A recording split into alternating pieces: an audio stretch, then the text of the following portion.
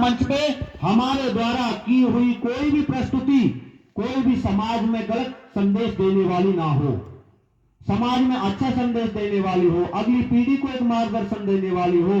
तो परम पिता परमात्मा इसीलिए तो भेजता है, अन्यथा तो लोग सोते सोते रह जाते हैं। क्या हुआ जी, शाम को तो अच्छी तरह भली बात कर रहा था, पता नहीं सुबह क्या हुआ, जगा ही नहीं।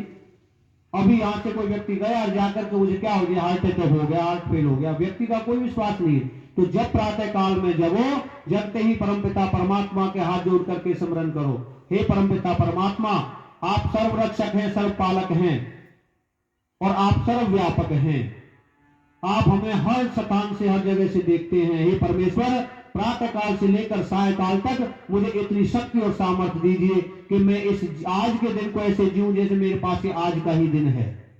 इसमें कोई प्रकार की अनैतिकता मेरे जीवन में ना हो, किसी प्रकार का कोई मैं किसी का कोई अनैतिक मैं ना करूं, अनैतिकता। जब जीवन ऐसा होता है तो उसके घर में परिवार में सुखों की वर्षा होती है, सब प्रकार के धन मिलते हैं। आज आदरणीय मास्टर जी ने सेज का आयोजन कराया। मास्टर जी अपने परिवार के लिए उन्नति चाहते हैं, अपने पुत्रों के लिए उन्नति चाहते हैं, अपने पुत्र वधुओं के लिए उन्नति चाहते हैं, अपने परिवार में अपने पुत्रों के लिए चाहते हैं कि इनको धनेश्वरी प्राप्त हो, लंबी आयु इनको प्राप्त हो, निरोगता इन्हें प्राप्त हो और समाज में इनको यश और कीर्ति की प्राप्ति हो।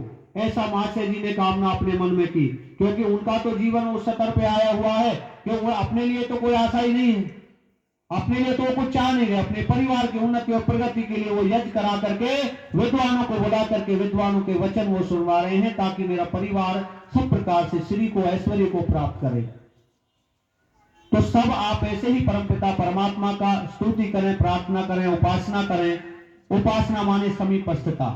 जैसे आप अग्नि के निकट आते हो तो अग्नि की ताप आपकी सर्दी को भगा देती है, ठीक उसी प्रकार से परमपिता परमात्मा के समीपस्थ आने से हमारे जीवन से दुर्गुण और दुर्व्यसन रूपी राक्षस निकल करके भागने लग जाते हैं और हमारे जीवन में अच्छाइयां प्रवेश करने लग जाती हैं। अच्छा, कोई स्थान से कोई चीज हटेगी तभी दूसरी तो प्रवेश करेगी, किसी जगह से कोई चीज जाएगी तो दूसरी चीज आएगी।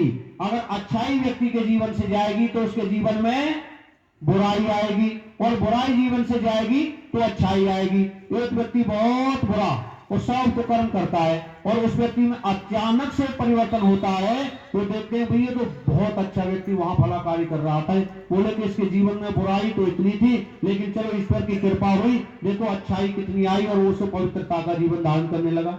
और एक व्यक्ति पवित्र था, धार्मिक था और सब प्रकार से ऊंचे विचारों वाला था, और वो व्यक्ति एक दिन ऐसी व्यवस्था होती है कि उसमें कोई बुराइयां प्रवेश कर जाए, कोई व्यक्ति कहेगी फला व्यक्ति तो वहां इस तरीके का वो कर रहा था, बोले यार ऐसा तो हो नहीं सकता, वो तो बड़ा धार्मिक, नहीं नहीं मैंने देखा है कि बोले उसके जीवन का तो पता नहीं हो गया, बहुत अच्छा भला आदमी था। तो जीवन से जब अच्छाई जाती है तो बुराई प्रवेश करती है और बुराई जाती है तो अच्छाई प्रवेश करती है। तो हमारे सबके जीवन में अच्छाइयां प्रवेश करें, हमारे सबके जीवन से बुराई रूपी राक्षस निकल करके बाहर जाएं, दुर्गुण दुर्व्यसन हमारे निकल करके बाहर जाएं, और इनको निकालने का सिर्फ एक ही साबुन है, वो क्या है?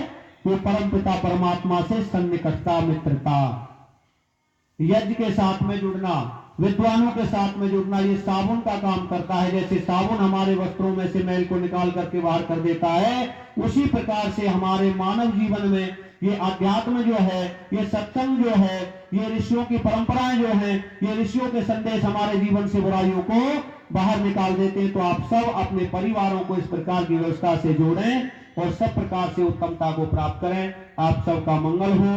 आप सब ने मेरी बातों को बड़ी